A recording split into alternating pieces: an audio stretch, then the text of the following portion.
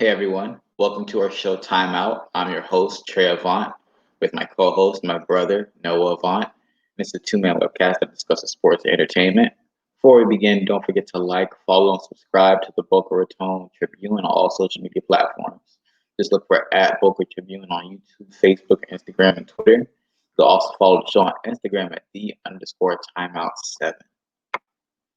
It's time for a timeout. Week 11 of the 2020 NFL season has wrapped up. Here are some of the results. Broncos beat the Dolphins 20-13. Seahawks beat the Cardinals 28-21. Washington beat the Bengals 20-9. The Steelers beat the Jaguars 27-3. The Titans beat the Ravens 30-24. And the Colts beat the Packers 34-31. Noah, what did you think about this week's games? All right, man. Joe Burrow. Man, he was doing so good. Like that stinks. That right there was probably like the worst part about Sunday. Just such a young, talented quarterback, and just for a season to end like that. He tore his ACL, MCL, and on another CL or something else like that. Like he really messed that knee up bad. So I mean, you never want to see that. You never want to see that. But another thing that really bugged me was the Broncos and the Dolphins game. I really felt like that was not the brightest spot in Tua's NFL career, young career. He got benched by Fitzmagic, didn't he? Yeah, Flores benched Tua. Tua got sacked 6 times. It wasn't completely his fault. Like I said, offensive line was bad, but the receivers couldn't get separation. But Tua was also, he couldn't get the ball out in time. So I guess it's more so to protect him than performance. Like I said, the performance wasn't completely on him. Injury issues. So put in Fitzmagic. He played okay. We had like 10 points, and he let us down the field for a field goal. But then he threw the game-ending interception at the end of the game. So I mean, it's not like we had a chance once they put Fitzpatrick in. Yeah, no, I understand. Do you so I ask you this, do you feel like this game really like highlights an issue with Miami that's probably not hadn't been as blatantly seen? Can I be blatantly seen from the other weeks? This week has really exposed itself. Yeah, I'd say when you win, it disguises a lot of things. When you're doing good, it hides a lot. And the Dolphins are winning games. But I mean, this game showed that the Dolphins still need a lot of help. We didn't have Christian Wilkins playing this week because he was on the COVID list, so he couldn't play. The offensive line obviously needs to be better. We still need a number one receiver. We have Devontae Parker, but he's more of a two, in my opinion. Preston Williams, he wasn't playing because he was hurt. That's why I said we should call it Devontae Smith from Alabama because I think he's really good. He already has that connection with Tua. They played together. Mm-hmm. The coaching could have been better. Like they shouldn't have taken out Tua. Like I said, the Dolphins. It was unlikely that the Dolphins make the playoffs. But now the Dolphins started winning. I understand why because Flores is trying to make the playoffs. I think he realizes now that the Dolphins can make the playoffs. That's probably why he took out Tua. Yeah. But you don't do that to your rookie quarterback, your franchise quarterback. It destroys their confidence. It could destroy their confidence because they'll be fearing like, oh, I can throw this interception, they're gonna take me out the game. Your quarterback shouldn't have to feel that way. But Exactly. but But hey, the other side of that is if my offensive line isn't protecting my rookie quarterback, you know what I'm saying? Like, do you really want to keep him in? Especially knowing he's just a year off of an injury. You know, yeah, I see what you're saying. But the other side of that is, like you were saying earlier, the offensive line did not play to the standard that they needed to play at. And if we're going to make this playoff run, which I truly believe that is, we might win a game or two. I feel like we can win a game or two. We'll make the wild card, win that game, and maybe win the first game, depending on who we play. But I really feel like that's just we're going to save you for down the line because I feel like we're going to go somewhere farther than where we're at right now. Mm-hmm. And I mean, honestly, that's the point. Put him in the game. I don't want my main quarterback getting hurt. Tua is the quarterback of the future. He's a mobile quarterback that can throw the ball. Fitzmagic is the quarterback of the past. If my offensive line isn't playing good, I'm putting Fitzmagic in and I'm letting him take them licks. But I'm not gonna let Tua, who just healed from a hip injury, get out there and hurt his hip again, and now I have Fitzmagic again. Like, not that saying Fitzmagic is bad. Fitzmagic is good, but I need Tua to be healthy. Yeah. In regards to the receiver situation, I was hoping they would try to get Odell in the offseason, try to make a move to try to get Odell. I would have never let go of Jarvis Landry, personally speaking. Like, those are guys that if we had Jarvis there, Tua had Jarvis to throw the ball to, in addition to Devontae Parker and Preston Williams, I feel like our passing attack would be just that much better. You know, I know that the Landry trade happened 2-3 minutes ago, but nevertheless, it's just one of those things. Like, the Dolphins have always had players on that team. They just did not have complementary pieces around those players. Like, they had Ndamukong Suh, Kiko Alonso. You had Brian Tannehill. We didn't have the pieces to go around that team. And so now I hope they don't do that again, because now they have Tua. They have Gaskin. Gaskin's coming back this week, correct? He might be coming back. They don't know yet. So, you know, like, you have young talent on this team that can take you somewhere in the near future. And they have draft picks. Like, if we're being honest, the Miami Dolphins are, in a sense, like the Oklahoma City Thunder with all those draft picks they have. So, you know, it's going to be interesting to see what they do in the future. I feel like this Miami team is going to be good in some years because they have the draft picks and they have the location. They just win the games to attract the free agent talent, or people that are guys that when their contract's over, they say, hey, we want to play in Miami. That's the only thing they're missing. And I do believe that when Tua gets to the level that I know he's going to be, that's what's going to bring Miami back to its glory days. Yeah, I agree with you. Before we move on to the next topic, I want to discuss the Steelers and the Jaguars. The Steelers are still undefeated. Do you think the Steelers are legit, or do you think their schedule just is kind of easy? That it's easy. I believe they play the Ravens next. That's going to be their first challenge they had in some weeks.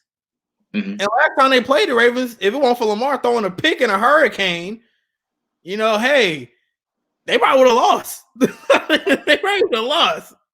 I know they delayed the game. It was supposed to be tomorrow on Thanksgiving, but they delayed it till Sunday because of COVID issues, from what I've been reading. So it's going to be interesting to see. I do feel like that the Steelers are getting a lot of hype, but I also give credit where credit is due. They have been playing very good football. But the regular season with this week's schedule that they have, I can't give you too much credit on that. Like, if this is GameStop, I'm giving you $2 for that $60 game, bro. Like, you're not gonna get much from that. But the playoffs, let's see what you do in the playoffs, because now everybody you're playing against is just as good as you. They're not gonna have the Jets. You're not gonna have the Jaguars the next week. You're gonna have the Titans. You're gonna have the Chiefs. You might have the Ravens again. Like, you have all of these good teams. Heck, you might have the Dolphins. You might have seen the Dolphins one week. You know, so it's just like, we're gonna see how you play. We're gonna see how they do. This week is gonna be a challenge. I haven't really looked to see if anybody's out with COVID issues. I feel like every week it's like somebody's out with COVID. So the Ravens have a lot of COVID cases right now. The game was supposed to be tomorrow, but they had to push it back to Sunday. Yeah, because of their COVID issues. So yeah, and some of the Steelers players were upset about that. Yeah, I seen Juju talking about it. He was just like, yeah, now we're gonna take away our Thanksgiving game because somebody else's COVID issue can't handle their COVID issues. I'm like, okay, that's I don't valid, think but it's valid. don't go on Twitter talking hot like y'all was beat this team to sleep last time y'all played. Mm-hmm. Let the record reflect that last drive when Lamar got the ball, Lamar was marching that ball down the field. The Ravens were marching right down the field. They think they got to like the 30, the 30 or the 40. He threw the 30. They threw the pick in the end zone. He might have been at the 20. So it's just like, don't talk spicy. Do not talk spicy if y'all not blowing teams out like that. And I mean, when I say blowing teams, I mean blowing out good teams. Mm-hmm. You're not getting no respect for beating the Jaguars. Like, the Jaguars haven't been good since David Garrard. Like, come on now. Mm-hmm. Like, don't do that. Don't do that. That's why the Steelers team, I have much respect for them. They're doing great. They're undefeated still, but I do not think that this is going to last. And I really do feel like this is a watered down undefeated season because they're beating scrubs. Do you think if they beat the Ravens, they could go 16-0? Well, I guess 17-0. Possibly. I think they might be able to finish the season. I haven't looked much of the rest of the record. The rest of Yeah, the I don't know. I don't know what the rest of the schedule looks like. I haven't looked much into it because I don't care for that organization because they make poor decisions, but they're winning. So I guess poor decisions work sometimes. Mm-hmm.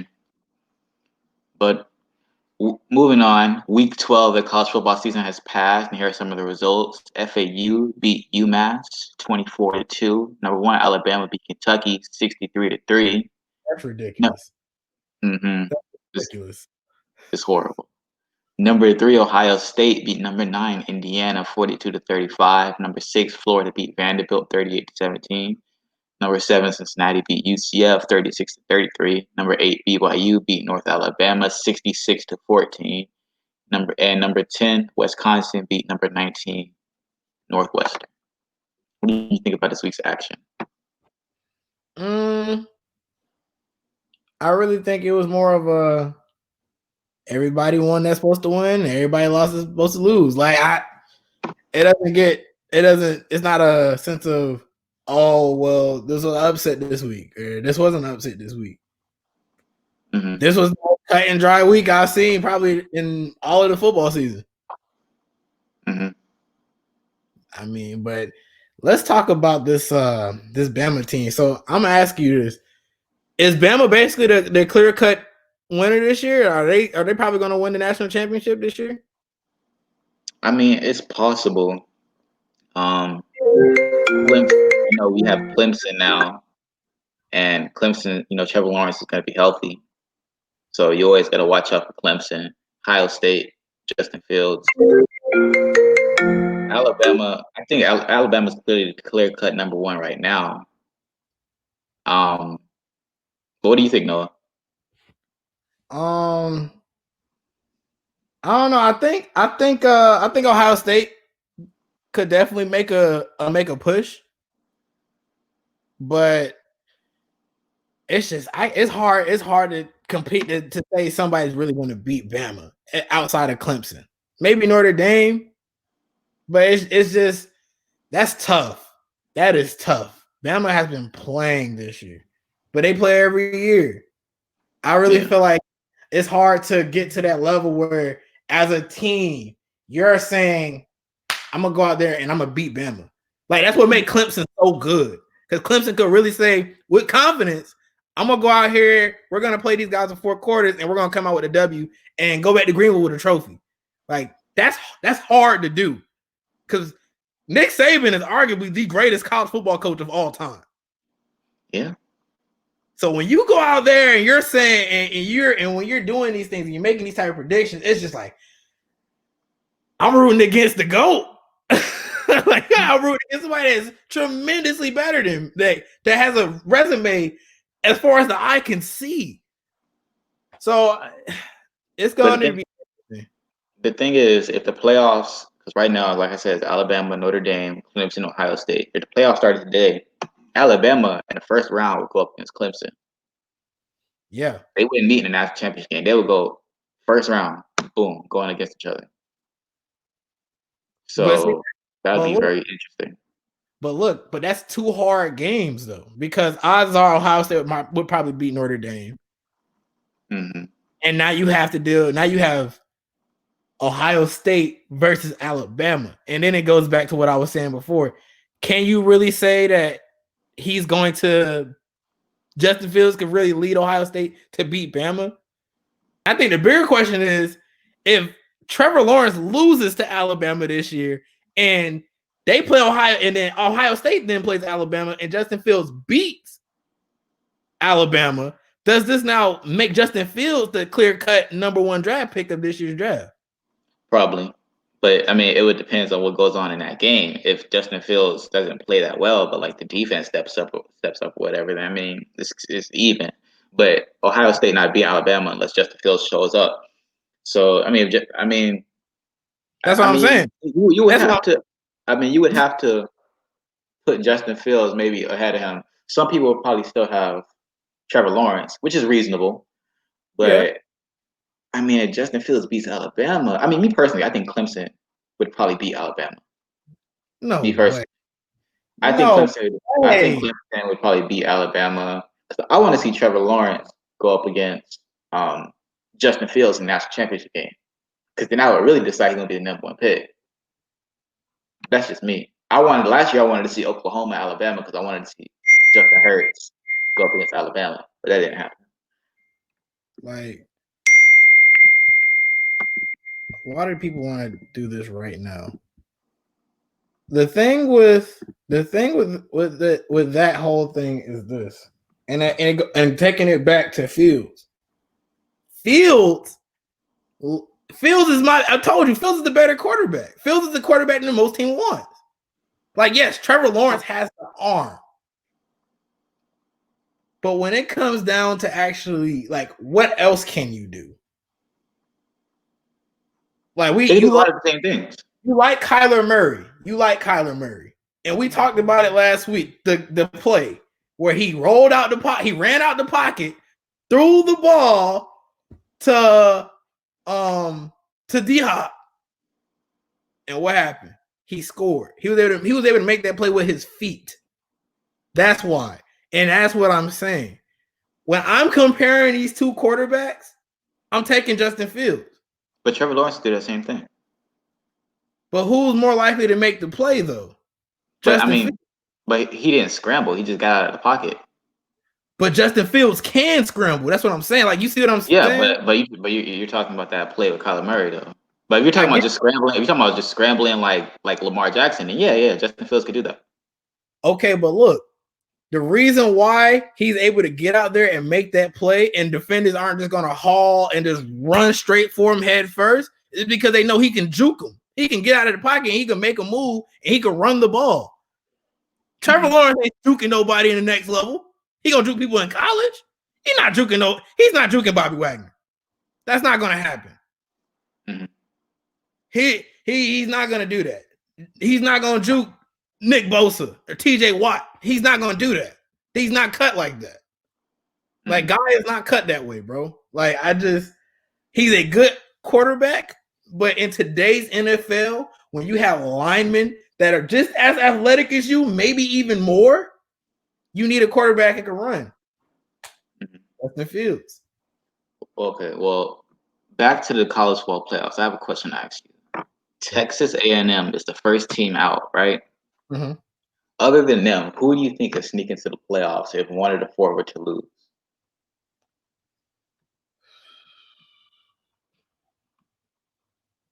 I'd say Florida. Because of Trask? Yeah. That's valid. That's a valid pick, but I don't think they'd make it far. Maybe a first round bounce. That's fair. That's fair to assume. Like, it's just one of those things where you cannot beat teams like that, bro. Now, I do think he will be a champion before he leaves. Because wait, what year is he? I mean, he can enter the draft this year, which he probably will. Why? Isn't he a junior? I don't know if he's a junior or a senior. I'm not sure.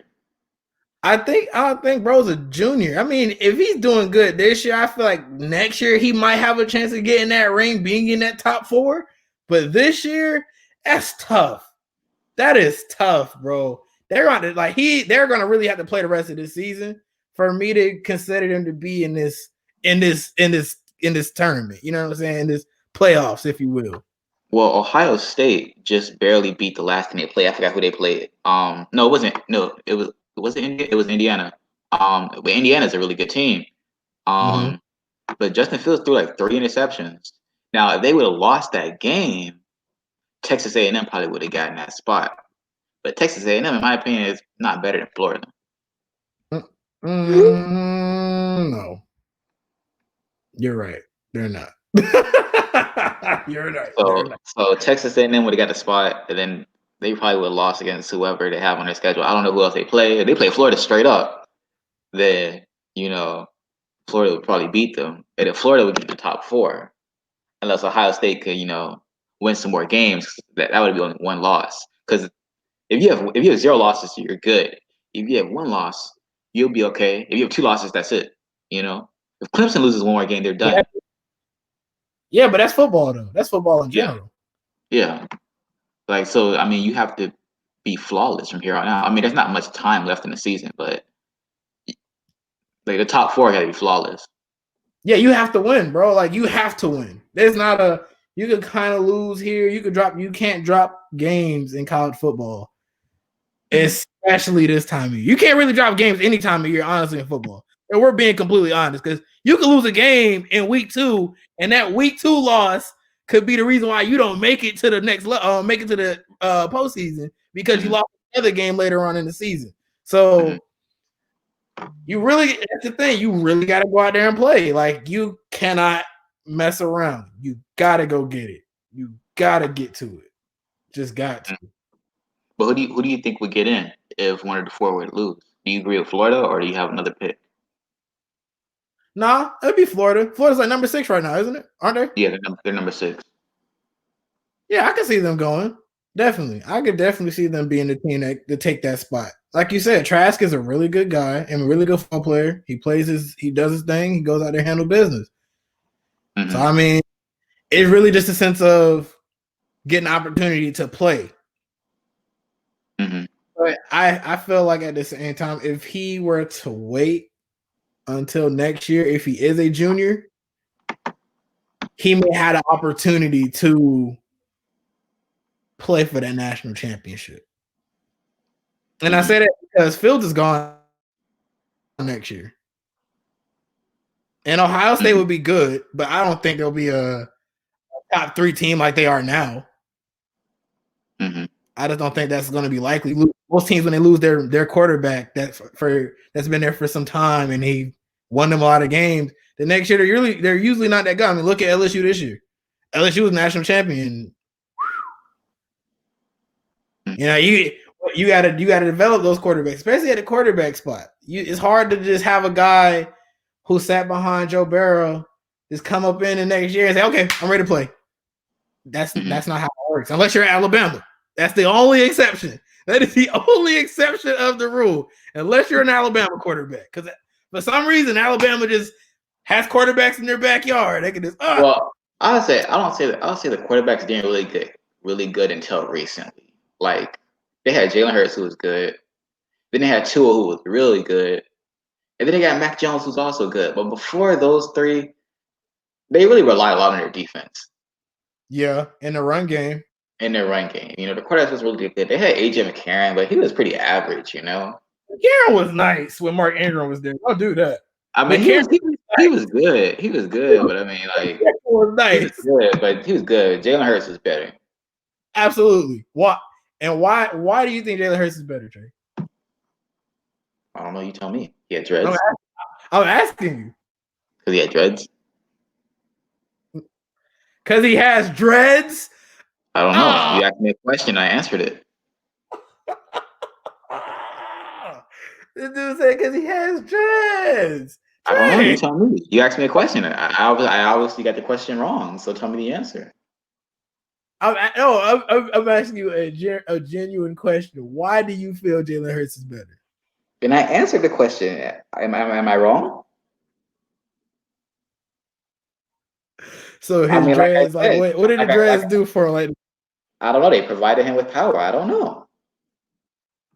I mean, Alabama, even when he was the starting quarterback, they still won a lot of their games because of their defense and their run game. yeah, So it's not like the yeah, that's fair. quarterback. The quarterback of Alabama didn't really contribute like a whole bunch to them winning until Tua got there. Once Tua starting, that's when you could be like, okay, now Tua is the reason they're winning. Because the running game wasn't that. The running game was, I mean, the running game. You don't They weren't.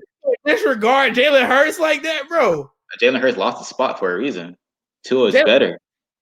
yes. Oh, that's not the question. That is not the question. That is not what I'm saying. But I'm saying you're not gonna just disregard my boy Hurts like he was just some type of cheap toy and then kind of put in at quarterback. I mean, when Tua was the starting quarterback, I mean not Tua, when Jalen Hurts was starting quarterback, they still ran the ball a lot because they had good running backs, really, really good running backs. He running back himself.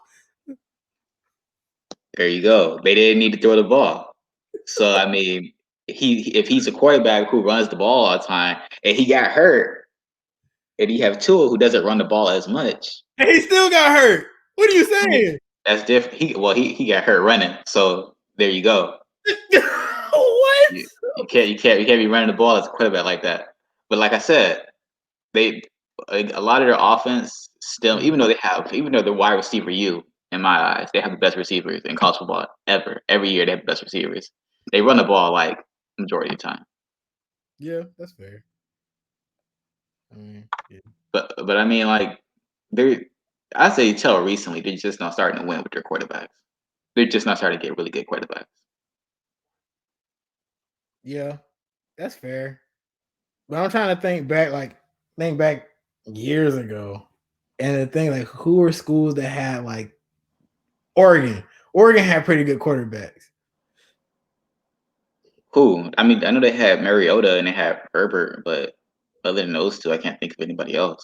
I mean, they're not going. And I say good quarterbacks. I mean, they're good college quarterbacks. They may not go to the league, but in college, No, they're. I'm talking about college too. Like I don't really know other than like Mariota and Herbert. I mean, they're just system guys, I guess, bro. They just work in that system, and that's it. I mean, I say Oregon was really putting in work in the playoffs. They no, was I say they were really. only doing that because of their run game. Like they had like Michael James, Keon Barner, and DeAnthony Thomas, and then you had Marcus Mariota could run too. Bruh, it's just like that that style of offense is just ridiculous. Because we ran something When they had Chip Kelly. Chip Kelly. And they were doing a no huddle offense. They just running Hail Marys the whole time. Hey, but look, it works. So it worked. It works. It was dropping 50, 60 points on every defense. Listen, I went to Cleveland High School in Clayton, North Carolina. We ran an offense similar to that. When I tell you we put points on the board on offense, we used to put points on the board. Weren't y'all like 1-11? Cleveland? Oh, that was your basketball team, right? No, what team I was on was 1-11. You I feel like one of your teams was like really trash. Never. No, heck no. Bro, listen. I don't know. Maybe I'm tripping.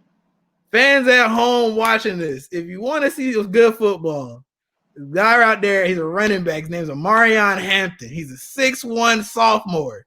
He's probably a junior now. Guy's a beast. But listen, Cleveland football runs this Oregon style offense, and it's weird. I don't understand. I know it's probably even faster. It's even faster in Oregon than it is at Cleveland. But when you're running that offense, you're after you run the play, instead of going, you just sideline. Y'all just sideline every time because you're looking at hand signals. They doing all of this stuff right here on the sideline. They might pop block a couple times, Jabberwocky with it, But at the end of the day, like that offense, when you're keeping the defense on their toes, they don't have time to recuperate. They're tired.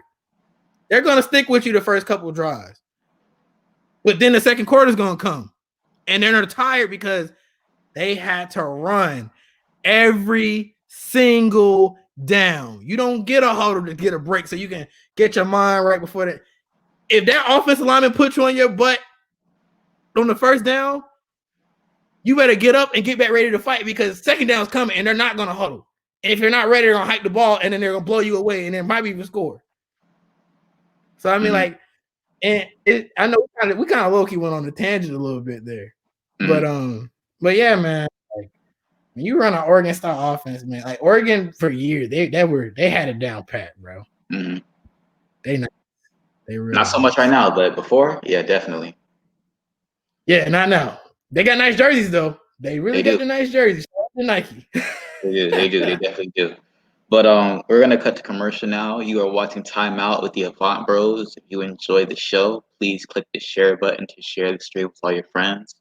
Also, don't forget to like, follow, and subscribe to the Boca Raton Tribune on all social media platforms: YouTube, Facebook, Instagram, and Twitter. Just look for @Boca Tribune. You can also follow the show on Instagram at @the_timeout7. See you soon.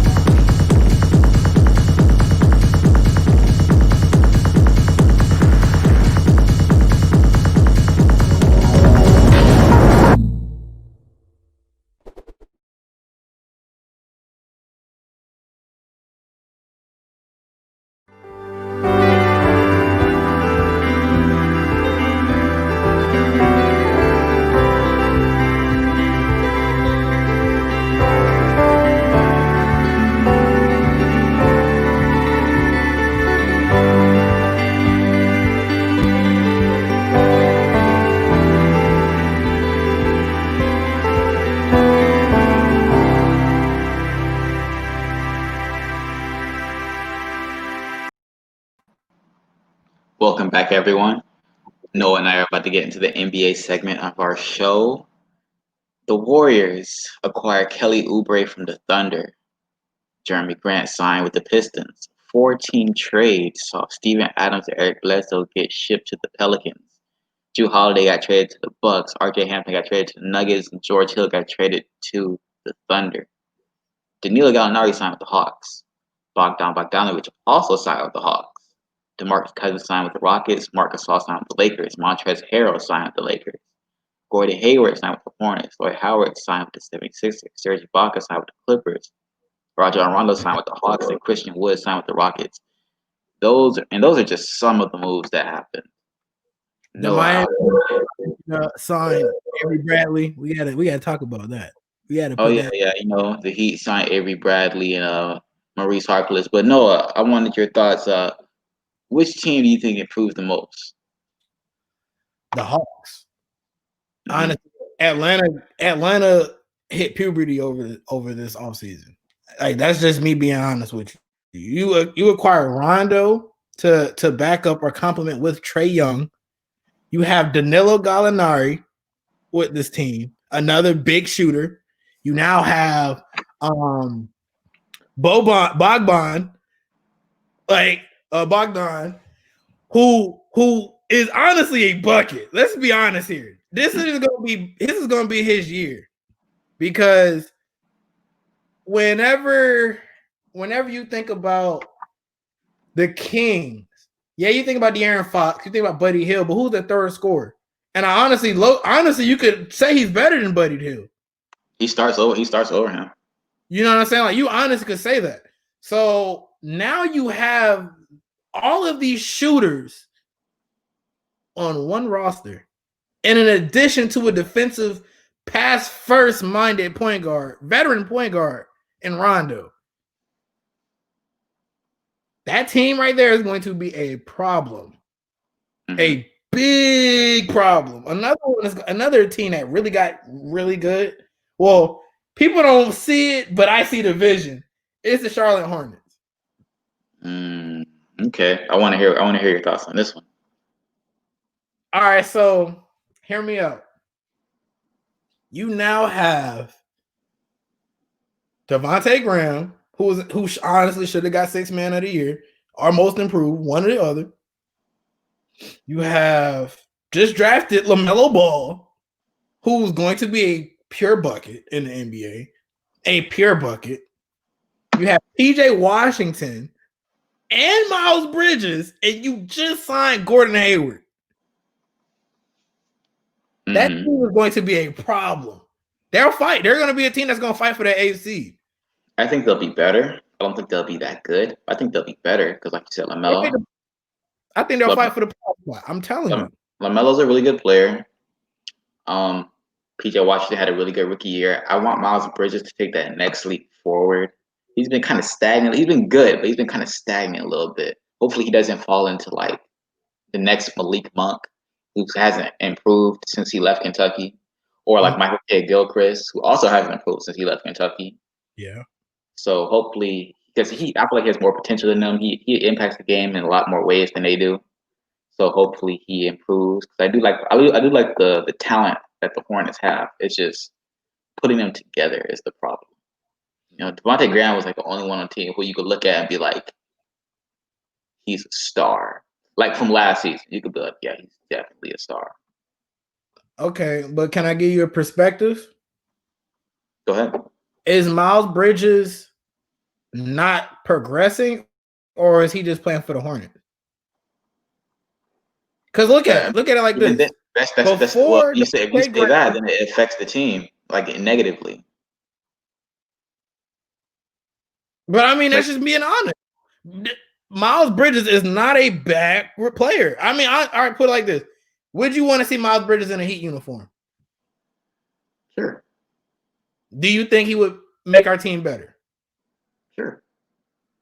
Would you want to? Could you see him in a Hawks uniform? Could you see him making them better? Yeah, sure. Okay, so in essence, now you have this player that I put him on 2 different scenarios: an NBA championship team and a team that missed the playoffs, and we both agreed that he would make both of those teams better. Now the team he's currently on has added pieces to, in addition to himself. You cannot tell me that this team not going to be better. You got Gordon Hayward, who's I didn't say they weren't going to be better. I said they were going to be better. Oh, but I'm saying, like, you don't see them in the playoffs? You don't see them as a playoff team? I mean, probably not, since the East got better. I could see them fighting for the AFC. I see them fighting with Atlanta for it, honestly. I don't know. I mean, I got to see how the rest of the offseason goes and then compile the teams together to see who gets better, who gets worse. Indiana didn't really do anything. Their team is the exact same team as last year. Same thing with the Magic. Their team is the exact same team as last year. So they might fall out. Brooklyn got better. Atlanta's likely going to take Orlando's spot probably. And then I don't know if I can say that. I think Atlanta's better than Orlando. Right now? Yeah, right now I think they're better than Orlando. And they won't have Jonathan Isaac because he's recovering from his ACL. Yeah.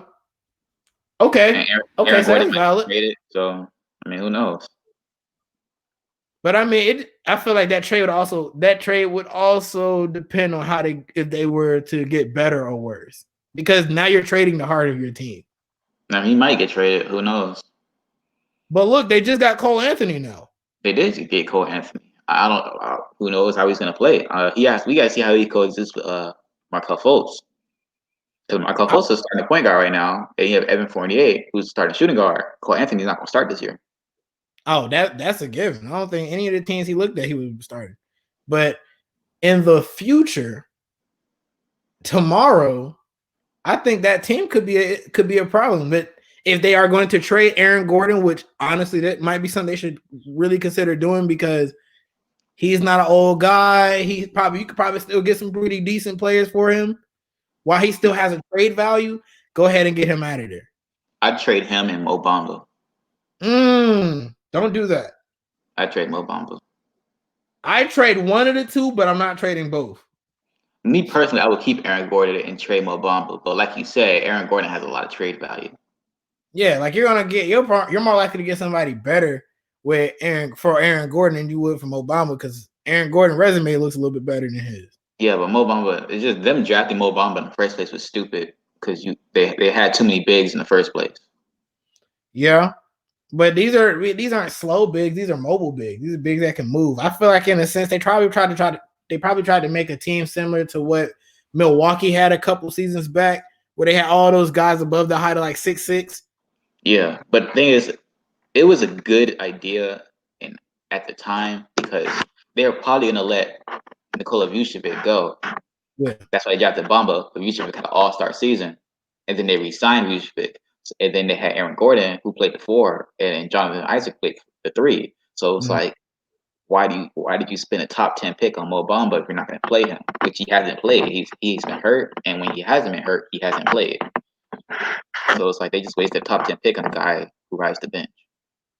Yeah, I mean, they should trade him. But like that, yeah, all that makes sense. But at the same time, like you said, he doesn't play. So what value would you really get from him? Are you going to trade him for a draft pick, and then just your luck, you trade him, and then he goes to this team? Now he's most improved player. He's an all-star. His value is his untapped potential. That's why they traded for Markelle Fultz, because his value was untapped potential. A lot of teams look for that. I mean,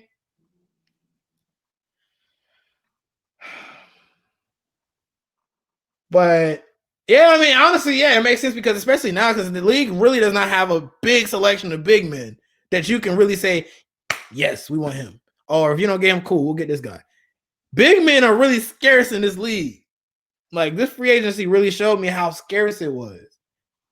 Like if Montrezl Harrell resigns to the Clippers, Marc Gasol resigns to the Raptors, how many of those big men do you really want on your team? Mm-hmm. So I see what you're saying. That's a valid point. But I personally would keep Bamba and trade Gordon just because, like you said, Aaron Gordon. 10 pick. Mm. You drafted him, use him. Like Miami just re-signed Bam to a 5-year, $163 million deal. Mm. I couldn't imagine. I really could not imagine us still keeping Hassan last year for last year's season and not having Bam play any. Mm-hmm. So I couldn't imagine that. Yeah. Like it was destined to happen. Like all this 2017 picks like Tatum and Fox and Adebayo and Ingram. Well, Ingram was 2016, but you know what I'm trying to say. Like they all deserve the deals. Donovan Mitchell as well. They all deserve the deals. It was destined to happen. Anthony Davis hasn't signed his contract yet. He will, but it's interesting that he hasn't signed it yet. A lot of that has to do with Giannis. That's what I've been hearing. That's what I've been reading. A lot of these sports blogs from I think it's five sports reasons or something like that. The Miami blogs. They're saying like everybody's just kind of waiting to see what Giannis is going to do. A lot of these teams are like, all right, well, what's Giannis going to do? Like these are teams that probably want to make a push for him, but at the end of the day, like I was telling one of my friends, you can't let your player you have now slide because you want to hope that Giannis is going to come talk to you. Mm-hmm. Like, for example, we made that mistake with Dwayne Wade when KD entered the free agency. We said, okay, we're going to re-sign Hassan Whiteside to this ridiculous contract that he did not deserve in hindsight. Well, at the time. At the time, yes, but now we're looking at like, okay, that probably was not the brightest idea. And even then, I was kind of like, okay, why is Hassan getting the max and D Wade still trying to get some money? So it's one of those things. You got to always take care of your franchise player. And I feel like teams like the Lakers with AD and where you have LeBron is a free agent after this season. So it's just like, how are you gonna negotiate this? How are you gonna balance this out so that way I can keep LeBron, bring back AD, and possibly make a run for Giannis as well? Mm-hmm. Like the thing with a lot of the Miami re-signings, these are like 1-year deals. These are like 2-year deals. I think Gordon probably had like the biggest deal, longest contract aside from Bam. Yeah, he signed a 2-year deal. That was like $18 million. You know what I'm saying? It's really 1 year technically, but it's 2 years the team option. Because it's a 1-and-1. That's the thing about 1-and-1 that people don't understand. And I try to get people to understand, like with cap rooms, if you have a team option, like you could pick up that 1-and-1, you basically had a cap room. Because now it's a team option. Okay, if I gotta let you go, I'll let you go. I'll renegotiate your contract. I can sign and trade for another star and bring them to this team. Mm-hmm. Like whenever you're dealing with cap space, that cap stuff really gets really dicey. So it's going to be interesting to see what Miami does as well as other teams. But I can tell you this right now: next summer is going to be probably the closest thing to what LeBron had as a free agent when he came to Miami, because everybody is literally waiting for Giannis. Like Giannis is really going to be the prime focus for this next offseason. And I feel like the Bucks know this, and that was the motivation behind trying to get Jrue Holiday. But they also got DJ Augustine. Like they got pieces that's not necessarily appealing. Like if I'm y'all, like DJ Augustine, you couldn't do better. Mm-hmm. Well, to that I say, well, before that, I say another team that improved a lot was the Lakers. I think the Lakers got really good, but with the team that got worse, I'd say the Bucks. Yeah, they got Jrue Holiday. He's a good player, but then they lost Bogdanovich, and he then I don't want to play there. Yeah, he was like, I don't want to play there, you know. And then they lost Robin Lopez, they lost Wesley Matthews, they lost a lot of good players, and like you said, they made up for it by getting Bobby Portis and DJ Augustine. If I'm Giannis, I'm gonna be like, we lost some of our best role players for players who are not as good. And then you promised me this one player that was gonna help us out a lot, and he said he didn't want to come here. It's gonna take a lot more than Jrue Holiday to keep him there. I want to stay for Jrue Holiday. Like nobody wants to stay for Jrue Holiday. Like Jrue Holiday is a good player, but that's not it. That is not it. When we talked about Jrue Holiday coming to Miami, it was a compliment. It was like a complimentary piece to what we already had. Not like, hey, this is a staple right here. Yo, Giannis, you don't need to leave, baby. We got Jrue Holiday for you, big dog. Holla at us. Mm-hmm. No, that's not gonna do it. And I'm telling you this right now: if they don't make more moves or win with this team, they will be kissing Giannis Antetokounmpo goodbye in the offseason. Mm-hmm. He's gonna pull LeBron. He's gonna take his jersey off as he's walking to the back after taking the L, and he's gonna say, "I'm out of here." Mm-hmm. He wants to win, and I don't blame him. You know who doesn't want to win? Danilo Gallinari. I'm glad. You know, I was not high on him anyway. I do not like Danilo. I don't think he's that good. I think he's very overhyped. He's a decent player. He's not worth the money that Atlanta spent. But if I'm Atlanta, and I guess if you want a player, you can. They're not gonna get a talent like Giannis. Mm-hmm. That's just not how it's gonna go. It's gonna be hard for you to pull those big talented guys, those big talented free agents in because your team stinks. Mm-hmm. And let's talk about locations. I mean, who wouldn't want to play in ATL though? Who wouldn't want to play in Miami? Who wouldn't want to play in LA? You're right. You know what I'm saying? Like, yeah, Atlanta's nice. Atlanta's a great city, but in comparison to Miami, like which one are you taking? I'm gonna choose Miami. Which Atlanta or Los Angeles? Which one are you taking? Oh, you can't really ask me that question. I would probably choose ATL, but I Oh, understand. really? You're taking I Atlanta over Los Angeles? I understand how people would choose Los Angeles. You know, I understand. I understand that. But no, we're getting kind of off topic here. I believe we need to go out of bounds completely. I'm with it. So, Since you're in quarantine right now, I he's gonna want business I want out like that. That's crazy. I want to know, what do you do in quarantine? Like, what's All it right. like being in quarantine? So, disclaimer: I do not have the coronavirus. I do not have the coronavirus. I do not have the coronavirus. I had to Dr. Umar Johnson that sentence because I wanted to make sure I reiterate I do not have the coronavirus. I was near somebody that had tested positive, so just contact quarantine. We're good. I sound perfectly fine. Mhm. But honestly, it's really not much you can do. I'm stuck in my room. I haven't seen my dog in like 3 days. Um, like I just play the game and sleep all day because there's really not much to do. The big thing is that I recommend for people is just wearing a mask. Like just wear the mask and around the house. If you have family members there, just take the right proper precautions and disinfect everything because you don't want to reinfect yourself because you didn't clean and you didn't take the proper due diligence to take care of you and the people around you. But I mean, honestly, quarantine's pretty chill, bro. I'm not gonna lie. This has probably been like one of the best days of my life, weeks of my life, because I just sleep all day. I can play the game and sleep.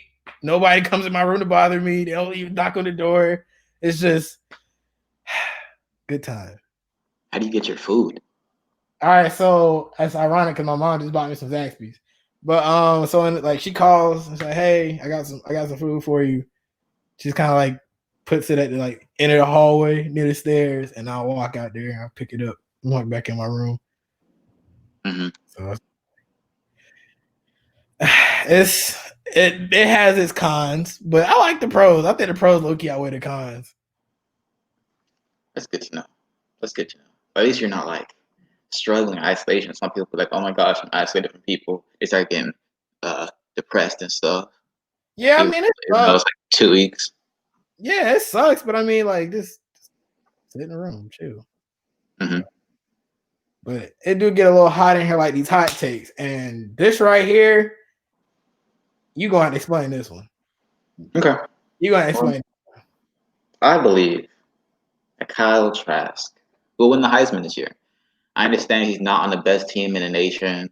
You know, he's not at Alabama, he's not at Clemson, not on Ohio State. You know, Mac Jones, quarterback of the #1 team in the nation. Trevor Lawrence, he's been doing his thing his whole college career. Justin Fields, it's in the same boat. But I just feel like the Heisman voters, they like to go with someone who has the hot hand. You know, Alabama's #1 in the nation. You expect them to dominate, but Mac Jones hasn't been the main reason they've been dominating. You know, Alabama's well-rounded all around. Okay. Trevor Lawrence missed the game. You know, and the Heisman voters like to use every little con against you so you don't win. He missed the game, they lost. You know, it's not entirely his fault, but you know that's how they do. Justin Fields has only played like 4 games. You know, so they're probably gonna use that against him as well. He hasn't played that many games, which again is not his fault. You know, but hey, that's just how it is. But Kyle Trask, I believe Florida has only lost 1 game. He's thrown for 2,554 yards, 31 touchdowns, just leads the nation. Only 3 interceptions. He had 1 game where he threw 6 touchdowns, and he had, I believe, 3 games in a row where he threw 4 touchdowns. He's been absolutely outstanding. And whether Florida wins the national championship or makes the playoffs or not, it doesn't really matter. Kyle Trask is the hot hand, and I believe he will be awarded the Heisman. That's valid. I mean, I like the breakdown of that. I can see it. I'm thinking the Thunder will be running the West in 5 seasons. And I say that to say this. They have a tremendous amount of young talent. And Presti is Pat Riley Jr. Like, he is an excellent GM. He has been making so many moves for the Thunder. You flip Danny Green into a draft pick. You get Kelly Oubre. You trade him. Like, they're making it happen. And now they still have SGA. I'm telling you, SGA is going to be a problem come some time in the league. I know the Clippers are really kicking themselves right now for letting such talent go, and I'm very confident that this OKC team, which I think they have 16 draft picks between now and 2026. Mm-hmm. Yeah, and they're not bad draft. They're not a bad drafting organization. This is the same organization that drafted Russell Westbrook, Kevin Durant, James Harden. So this is a very good organization that has the possibility to take it to the next level when it comes out with these rookie talent. So it's gonna be some time. They're gonna have some growing pains, obviously, with such a young team. But in 5 seasons, they will have a team that will run the West. I'd imagine probably a superstar will probably even will sign there in the offseason in some point, or they'll do a sign and trade deal for somebody. I like it. I agree with you. But all right, guys, that's it for today's show. Don't forget to like, follow, and subscribe to the Boca Raton Tribune on all social media platforms: YouTube, Facebook, Instagram, and Twitter. Just look for at Boca Tribune. You can also follow the show on Instagram at _timeout7. Follow me on my personal Twitter at Trayvon3. Noah. You can follow me on Instagram at ArcBuilder Noah, and you can follow me on Twitter at Who Builds Arcs. Timeout airs every Thursday at 7 p.m. As always, this is the Avant Bros signing off.